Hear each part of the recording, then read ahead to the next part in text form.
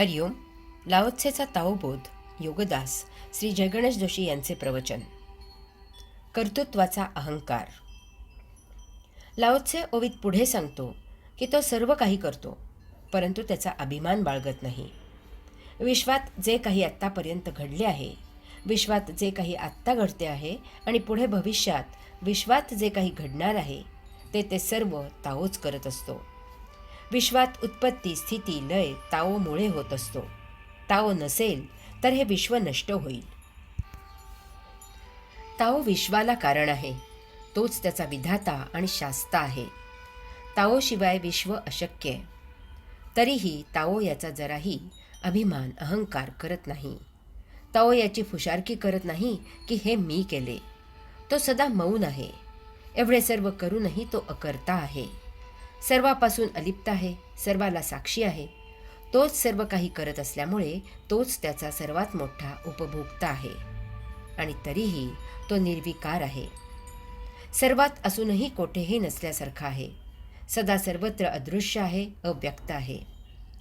आपण जेव्हा काही कृती मुद्दामहून करतो, जाणून बुजून करतो, सक्तीने करतो, मेहनत घेऊन करतो, प्रयोजन नियोजन करून करतो, जाहिरात करून करतो, तेव्हा त्या कृतीची दखल सर्वात प्रथम आपली आपणच आपल्या स्वतःकडूनच घेतली जाते.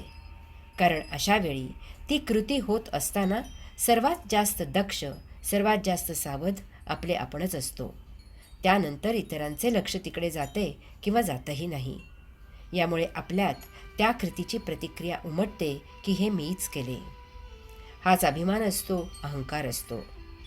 परंतु जेव्हा आपण सहजच काही कृती करतो, आपण स्वभाव म्हणून काही करतो, आपण आपल्याही नकळत काही करतो, आपण एक प्रतिक्षिप्त क्रिया म्हणून काही करतो, त्यावेळी आपण त्या कृतीची दखलही घेत नाही. उदाहरणार्थ, श्वास, झोप, जांभई इत्यादी कृतींचा आपण अभिमान बाळगत नाही. तसेच जेव्हा आपल्या हातून स्वतःलाच लाज वाटेल असे कृत्य घडते, तेव्हा आपण जरी त्याची गांभीर्याने दखल घेतली तरी आपण त्याचा अभिमान अहंकार बाळगत नाही. आपण त्याबद्दल शरमेने मान खाली घालतो. याचा अर्थ असा झाला की माणसाला त्याच्या कर्तृत्वाचा अभिमान अहंकार तेव्हाच असतो जेव्हा त्याची कृती लांछनास्पद नसते. द्वैताचा नियम आहे की जर दुःखाची तक्रार असेल तर सुखाचीही तक्रार करायला पाहिजे. याचा अर्थ द्वैताच्या नियमाप्रमाणे जर लांछनास्पद कामाचा अभिमान अहंकार बाळगायचा नसेल तर चांगल्या कामाचाही अभिमान अहंकार बाळगायचा नाही.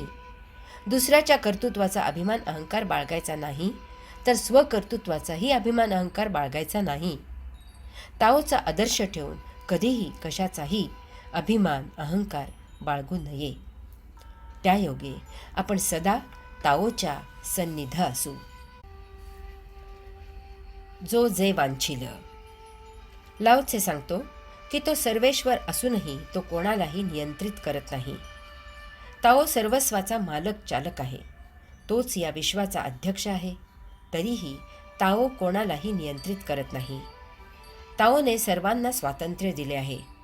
श्री ज्ञानेश्वर माऊलींच्या भाषेत सांगायचे तर जो जे वांछिल तो ते लाहो प्राणी जात. ताओने सर्वांना मोकळीक दिलेली आहे. ज्याने त्याने विचार करून आचार करावा आणि जसे करावे तसे भरावे. त्याचा तो आपापला विकास आणि उद्धार करायला स्वतंत्र आहे आणि त्याचे उत्तरदायित्वालाही जबाबदार आहे. याचा अर्थ कोणी उलट दिशेने नीच जागी गेला तरीही त्याला त्याचा तोच जबाबदार आहे. प्रत्येकाने विचार करूनच कृती करावी. ताओच्या विश्वात सर्व काही फक्त आनंद आहे. येथे काहीही चांगले नाही आणि काहीही वाईट नाही. येथे काहीही ग्राह्य नाही आणि काहीही त्याज्य नाही. जे आहे ते तसेच आहे. एखादी गोष्ट 4 जणांपेक्षा निराळी असते इतकेच, परंतु जगात तिलाच सुंदर असे म्हटले जाते. घारे गोरे नाजूक असणे हे सौंदर्याचे लक्षण मानले जाते. असे जर वाटत असेल तर ते व्यक्तिगत मत झाले. कारण काळे भोर डोळे, काळा सावळा रंग, जाड ओठ हे सौंदर्याचे लक्षण मानणारेही याच विश्वात अनेक आहेत. तेथे मुलगी किंवा मुलगा काळा नाही म्हणून लग्नाला नकार दिला जातो. जगात अधर्म आहे म्हणून धर्म म्हणजे काय ते सांगता येते. तसे नसते तर जगात धर्माचे गोडवे गायचे कारणच नव्हते. हीच गोष्ट न्याय अन्याय चांगले वाईट याबद्दल आहे. विश्व द्वंद्वावर चालते. काहीतरी खाली असल्याशिवाय काहीही वर असू शकत नाही. दोन्हीची गरज आहे. विश्वात वस्तुजगत मर्यादित उपलब्ध आहे. ते मिळवायची बुद्धी कमी जास्त आहे, म्हणून गरीब श्रीमंत असा भेद आहे. परंतु श्रीमंत नसतील तर आपण गरीब आहोत हेच समजणार नाही आणि गरिबी नष्ट करायला बळ आणि द्वेष येणार नाही.